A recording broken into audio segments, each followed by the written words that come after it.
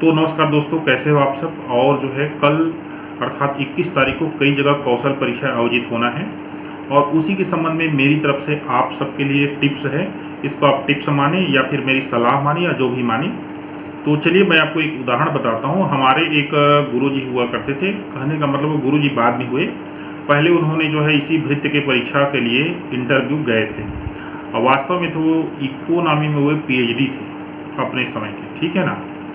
और कहना चाहिए जब वे कौशल परीक्षा में गए वहाँ पर इंटरव्यू दिलाने, तो उनसे पूछा गया कि आप कहाँ तक पढ़े हैं करके, क्योंकि उनके जो पहनावे हिस्से हैं ना, उन्हीं से पता चल रहा था कि वो हाई फाई एजुकेटेड है करके। और उस समय ये पढ़ाई लिखाई में कोई प्रतिबंध भी नहीं था। जैसे आज के डेट में जो 8वीं पास मांगा जा रहा है, 12वीं पास से ऊपर की योग्यता पर विचार नहीं किया जाएगा। क्यों नहीं विचार किया जाएगा, इस पर भी एक रीज़न है, ठीक है ना। तो उसके बारे में आगे बात करेंगे। तो वो जो गुरुजी हमारे वहाँ पर खड़े हुए, तो उनसे पूछा गया तो बोले कि PhD है। तो सामने वाला जो इंटरव्यूअर थे ना, वे उनसे हाथ जोड़ के खड़े हो गए कि हम आपको कैसे बोलेंगे कि हमारे लिए पानी ले आओ या फिर चाय ले आओ करके। तो कृपया करके आप अपना नाम जो है इस इंटरव्यू से वापस ले लीजिए, क्योंकि आप हमसे कई ज़्यादा योग्य हैं कहने के। तो दोस्तों ये स्थिति होती है, तो इसलिए इस परीक्षा में आप यदि कहना चाहिए अटेंड कर रहे हैं, कौशल परीक्षा दिला रहे हैं, तो इस चीज़ को ख्याल कीजिए। आपके पहनावे से कदापि ये ज्ञापित नहीं होना चाहिए कि आप जो है ज़्यादा पढ़े लिखे व्यक्ति हो, क्योंकि भृत्य का कौशल परीक्षा है। भृत्य के आसपास ही आपको जो है कपड़े में रहना है। तो चलिए अब बात करते हैं कि आखिर ऊपर योग्यता को या फिर उच्च योग्यता को क्यों नहीं लिया जाता। कारण यह है कि कोई व्यक्ति जब बहुत सारा पढ़ा लिखा रहता है ना, और उसको जब छोटे कार्य करने को बोला जाता है, तो भले वो चीज़ को तो करता जरूर है, लेकिन उसका जो दिल है ना, वो उसको गवाही नहीं देता। उदाहरण के लिए देख लीजिए, अभी बहुत सारे स्कूलों में जो स्वीपर की भर्ती हुई है, और बहुत जगह ऐसे शिकायत आता है कि वो आता ही नहीं है। बोलते हैं उसको कि स्कूल बच्चों का जो टॉयलेट है उसमें जाओ पानी डाल दो करके, तो वो नहीं कर पाता। कारण क्या है, वो कॉलेज MA BA कर किया हुआ है और उसको जॉब करना है स्वीपर का, और उसको बोला जा रहा है टॉयलेट में पानी डालो करके, तो वो नहीं डाल पाता। तो ये इस रीजन से कहना चाहिए उच्च योग्यताधारी को यहाँ पर प्रतिबंधित जो है उनके लिए थोड़ा कंडीशन लगाए गए हैं। अब चलिए असली बात आते हैं कि आप परीक्षा कैसे दिलाएं। तो देख लीजिए, आप परीक्षा स्थल पर 1 घंटा पहले पहुँचे, अपने समस्त जो डॉक्यूमेंट है उसको अपने साथ रखें, क्योंकि डॉक्यूमेंट वेरिफिकेशन के बगैर आपका कुछ नहीं होना है। दूसरा, अगर कहीं पर डॉक्यूमेंट में नाम में मिसमैच का इशू है, एक बार प्रयास कीजिए कि उनका जो है एक एफिडेविट बनवा लीजिए, और कोई भी जो नोटरी होता है ना, उनके पास बन जाता है, तो नोटरी के घर चले जाइए, या जो भी ऑप्शन हो आपके पास या है तो उसको रख के ही जाइए। तो चलिए बात अब आगे बढ़ते हैं कि आपका जो डॉक्यूमेंट वेरिफिकेशन के बाद आपको जो है कौशल परीक्षा के लिए जाना पड़ेगा। कहना चाहिए वाइवा के लिए सीधा कहें तो वहाँ पर जनरली जो जितना भी देखा जा रहा है, 3 लोग जो है ये ले रहे हैं कहना चाहिए। उसमें से 3 लोग में से 2 लोग ही आपसे क्वेश्चन कर रहे हैं। एक व्यक्ति जो है या एक जो इंटरव्यूअर है, आपके जो है पर्सनालिटी, चलने फिरने, बैठने उठने, बात करने, इन सब के जो ढंग है ना, उस पर मार्किंग कर रहा है, अर्थात नंबर दे रहा है। तो चलिए सबसे पहले आपका कपड़ा किस प्रकार से होना चाहिए। कपड़ा आपका फॉर्मल होना चाहिए। फॉर्मल होने का तात्पर्य, जैसे आपका शर्ट है तो शर्ट सिंगल कलर का होना चाहिए, जैसे कि ब्लू है या फिर चेक में है या फिर रेड में है या फिर गुलाबी में है, इस प्रकार से। नीचे जो आपका जो पैंट है, इन करने की सलाह मैं तभी दूंगा जब आप कहना चाहिए जो कपड़ा जो सिलवाए वाला जो कपड़ा पहनते हैं ना, वो वाला है तब। और बाकी अगर रेडीमेड है तो इन मत कीजिए, क्योंकि स्वीपर के पोस्ट भृत्य के पोस्ट के लिए ये ज़रूरी नहीं है, मेरे को गैर ज़रूरी लगता है। अगला जो जूता भी पहन रहे हैं, अगर पहन रहे हैं तब की बात है ना, नहीं तो ऑफिस चप्पल पहनिए, वो ज़्यादा बढ़िया है। और यदि जूता पहन रहे हैं आप, अगर ऑफिस चप्पल नहीं पहन रहे हैं तो बढ़िया वाला होना चाहिए। कहने का मतलब ये नहीं कि उधर गंदा सुंदर रहे, तो ऐसा नहीं है, क्योंकि आप एक न्यायालय वाले विभाग में जा रहे हैं, तो आपका जो स्वच्छता है उस पर जो है अंक आपको मिलेगा। तो जूता भी आप पहन रहे हैं तो एक नॉर्मल जूता पहनिए, एकदम बूट पॉलिश वाला ना हो कि उसमें फट से जो है नज़र जाए। ठीक है दोस्तों।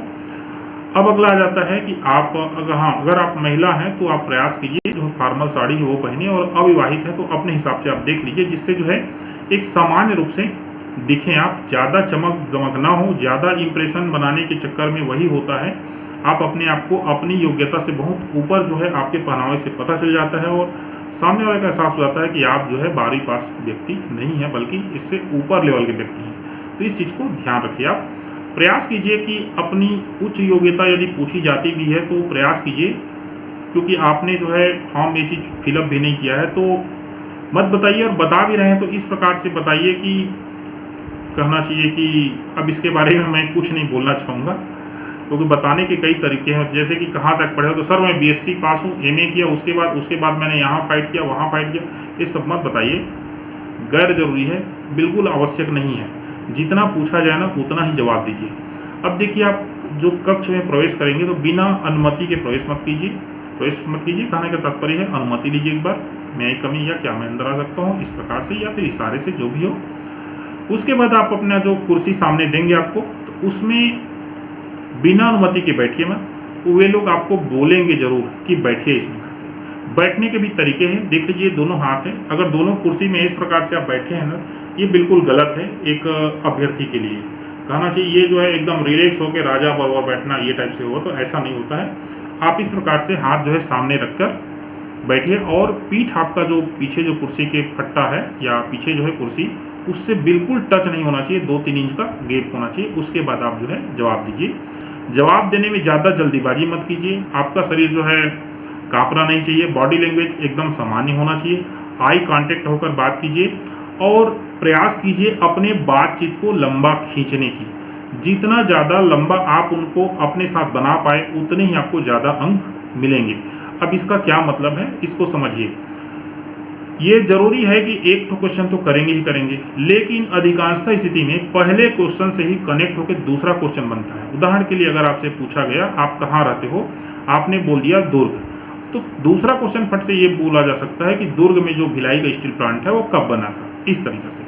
और अगर दूसरा क्वेश्चन जो है आपने सही जवाब दिया, तो मान के चलिए तीसरा क्वेश्चन भी आएगा। और यदि 3 क्वेश्चन तक आप जो है इंटरव्यूअर को अपने साथ जो है बना पाए, तो आपके जो है सक्सेस होने के चांसेस जो है बहुत आगे बढ़ जाते हैं। ये तो पहला क्वेश्चन हुआ। दूसरा, आपको अनुभव के बारे में जरूर पूछा जाएगा, आप क्या कर सकते हैं, आपका क्या क्या अनुभव है।